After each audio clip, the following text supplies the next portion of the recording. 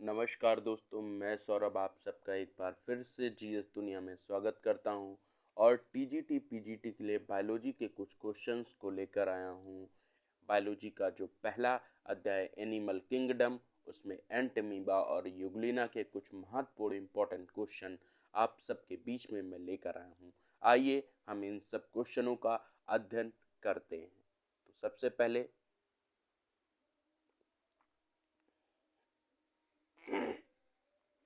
निम्न में से कौन सा जीव अमर है? पैरामीशियम, वॉलवॉक्स, कछुआ, अमीबा। तो देखिए, इसका आंसर होगा, राइट आंसर है अमीबा। राइट आंसर है अमीबा। अमीबा देखिए, अमीबा की जो संरचना का कोई आकार निश्चित नहीं रहता है और अमीबा की कोई भी वो संरचना ऐसे वो धारण कर सकता है। ठीक है ना? तो अमीबा एक ऐसा प्राणी है जो अमर रहता है। इसका कोई आकार जो है देखिए अनिश्चित है, कोई भी आकार निश्चित नहीं होता है।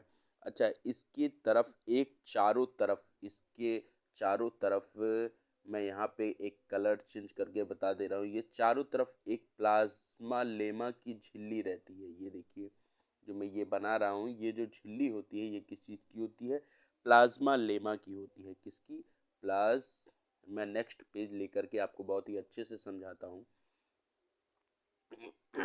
देखिए, प्लाज्म जो हमारा माइटोकॉन्ड्रिया है, उस माइटोकॉन्ड्रिया का कोई आकार निश्चित नहीं होता है। माइटोकॉन्ड्रिया का आकार निश्चित नहीं होता है। ठीक है ना? इसीलिए अच्छा, इसका आकार निश्चित नहीं, तो इसके चारों तरफ क्या होती है? एक प्लाज्मा लेमा की झिल्ली पाई जाती है। जैसे देखिए, जो मैं इसके चारों तरफ बना रहा हूँ, ये क्या है? ये प्लाज्मा लेमा की झिल्ली है। ये क्या है? इसको क्या कहते हैं?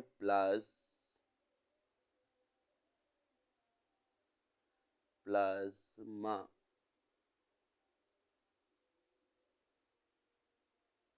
ठीक है ना? ये है प्लाज्मा लेमा। प्लाज्मा लेमा की झिल्ली होती है।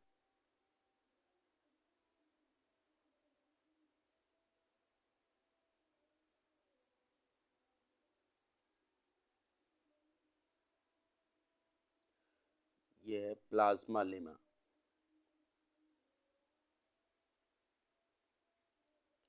प्लाज्मा लेमा, ये होती है प्लाज्मा लेमा की है झिल्ली, जो इसके चारों तरफ है। ठीक है ना?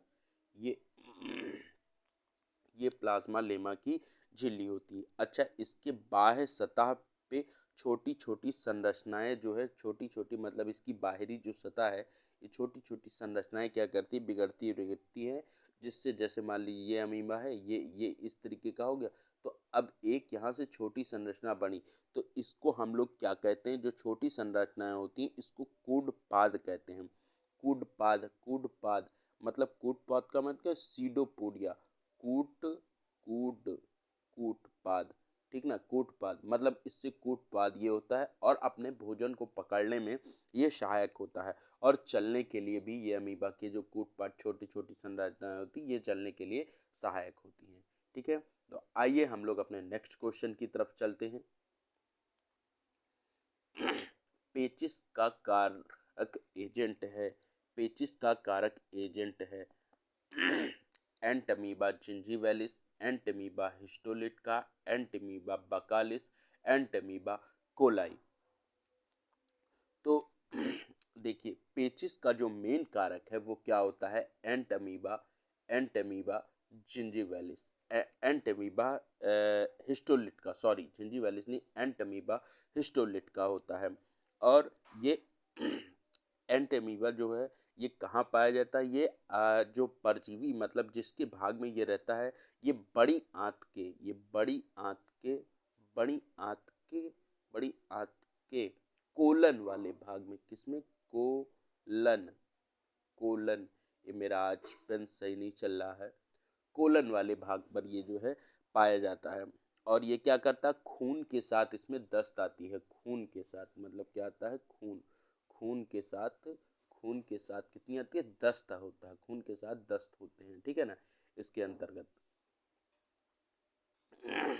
खून के साथ इसमें दस्त आता है और बहुत ही बेचारे को मतलब जो उदर में पेटों में बहुत ऐंठन होती है, भूख नहीं लगती है, इसका उपचार कैसे करना चाहिए? पानी को उबाल कर पीएं या एंट्रीकोनाल, आयरोफॉर्म या मैक्साफॉर्म जैसी दवाओं का यूज होता है। कौन कौन सी दवाओं का यूज होता है, मैं यहाँ पे दवाओं को एक बार लिखता हूँ।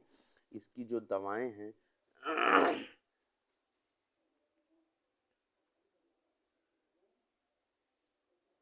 इसकी जो दवा है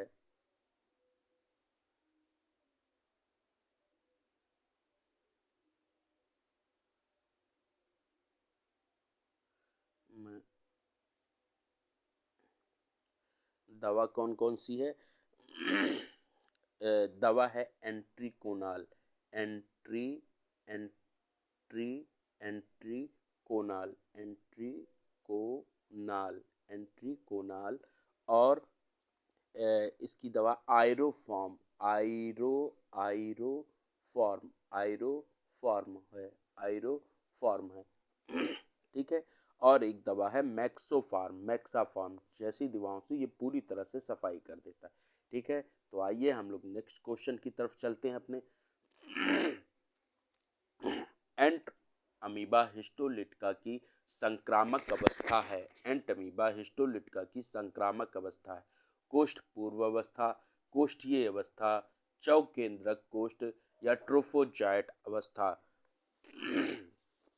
तो इसका आंसर है, मेरी आज थोड़ी सी तबीयत खराब है और तो इसलिए मैं आवाज़ मेरी सही नहीं है, लेकिन फिर भी मैं बहुत बेहतर तरीके से इसको रिप्रेजेंट कर रहा हूँ। तो इसमें देखिए एंटीमीबा हिस्टोलिटिका की जो संक्रामक अवस्था है उसको क्या कहते हैं हम लोग?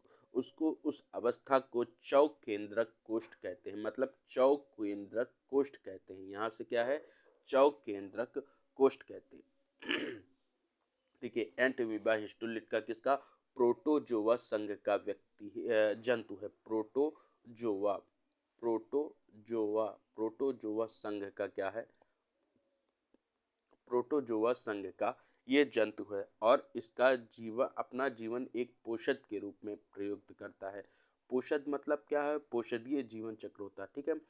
और एंट अमीबा में चौकेंद्रीय कोष्ठक होते हैं। मनुष्य के मल से जब बाहर निकलते तो मनुष्य के लिए संक्रामक अवस्था का मतलब एंट अमीबा कहाँ, आपकी अभी आपने पीछे पढ़ा कि ये पेचिश का कारक होता है और जब उसके मल से निकलता है तो ये संक्रामक रोग जो है फैलाते हैं। ठीक है ना। तो आइए हम लोग नेक्स्ट क्वेश्चन की तरफ चलते हैं अपने। देखिए मानव में एंटेमीबा जिंजीवैलिस रहता है। अभी फिर मैंने वही पढ़ा, किसमें? आंत में, बड़ी आंत में, पायरिया के मवाद व पॉकेटे में, आंत एवं बड़ी आंत में। तो इसका सबसे सटीक आंसर है पायरिया के मवाद पॉकेटे।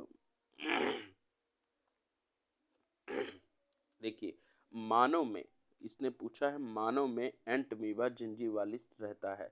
तो देखिए देखिए कैसे है, अभी आप लोग को समझ में आ जाएगा ये कहाँ पे एंटमीबा रहता है। तो यहाँ पे इसका राइट आंसर है पायरिया के मवाद पॉकेटों में। देखिए एंटमीबा क्या है कि एक जानते हैं आप सब, प्रोटोजोआ का है। इसके ट्रोफोजाइट्स जो है कुत्ते, बिल्लियों, घोड़ों, बंदरों आदि के अतिरिक्त या अधिक मनुष्यों की दांतों की जड़ों के मैल तथा फूले हुए मसूड़ों के टॉन्सिल्स की पस की थैलियों में पाए जाते हैं।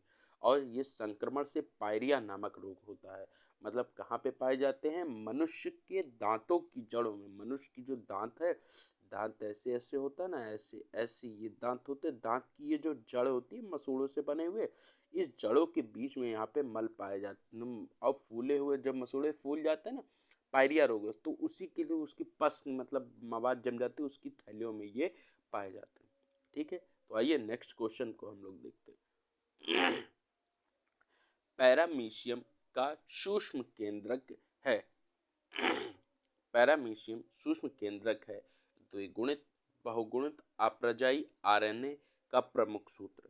तो इसका है जो आरएनए का पैरामीशियम सूक्ष्म केंद्रक है वो क्या है? द्विगुणित है। आइए नेक्स्ट क्वेश्चन की तरफ चलते हैं। कोरल चट्टाने कौन से जंतु बनाते हैं? Mollusca, echinoderm, protozoa, Coelenterata. तो इसका आंसर है, बनाते हैं सिलेंट्रेटा। देखिए कोरल चट्टानें जो होती हैं जंतुओं द्वारा बनाया जाता है, सिलेंट्रेटा के जंतुओं द्वारा बनाया जाता है। और कोरल चट्टानों की जो बाह्य कंकाल होती है वो CO3 की बनी होती है, CaCO3 की बनी होती है। और ये एक जो है बस समुद्र में कोरल चट्टानों का रूप ले, मतलब इससे आप लोगों ने एक ब्लू मूवी देखी होगी, उसमें जो ग्रेट बैरियर रीफ है वो कोरल चट्टानों का ही बना हुआ है, बहुत ही पुराना है जो है, ठीक ना। आइए नेक्स्ट क्वेश्चन की तरफ चलते हैं। युगलिना में आहार सामग्री के रूप में संग्रहित होता है पैरामाइलन कणिकाओं, प्रोटीन, वसा, सुक्रोज। तो युगलिना क्या है, इसका राइट आंसर है पैरामाइलिन कणिकाओं द्वारा। देखिए युगलिना एक पर्णहरिम युक्त प्रोटोजोनन है। इसके जंतु और पादपों के बीच की संयोजक कड़ी होती है। तालाबों, पोखरों आदि स्थानों पे पाई जाती है। कहाँ पाए जाते हैं, तालाबों और पोखरों में, पोखरों तालाबों और पोखरों में पाए जाते हैं। कोशिका द्रव्य में इसमें क्या, एक्टोप्लाज्म एंड एंडोप्लाज्म में विभेदित होता है और पैरामेलाइन कोशिकाओं में संचित रहते हैं, ठीक है ना। तो और इसमें संकुचनशील रिक्तिका भी पाई जाती है। चलिए नेक्स्ट क्वेश्चन की तरफ चलते हैं। लैंगिक जनन का कोई प्रमाण नहीं मिलता, पैरामीशियम कार्डेटम, युगलिना विरिडिस, मोनोसिस्टिस एजिलिस या इनमें से कोई नहीं। तो इसका आंसर है युगलिना विरिडिस, युगलिना विरिडिस। इसमें युगलिना विरिडिस में अलैंगिक जनन का कोई प्रमाण नहीं मिलता, क्योंकि इसमें अलैंगिक जनन होते हैं जो बाइनरी फिजन के द्वारा। तो यहीं पे हमारे ये आज के प्रश्न समाप्त होते हैं। नेक्स्ट हम आप लोग से फिर नई सीरीज में प्लाज्मोडियम और इसके नेक्स्ट प्लाज्मोडियम के कुछ क्वेश्चंस को लेकर हम आप सबके बीच में उपस्थित होंगे। तब तक के लिए धन्यवाद, नमस्कार।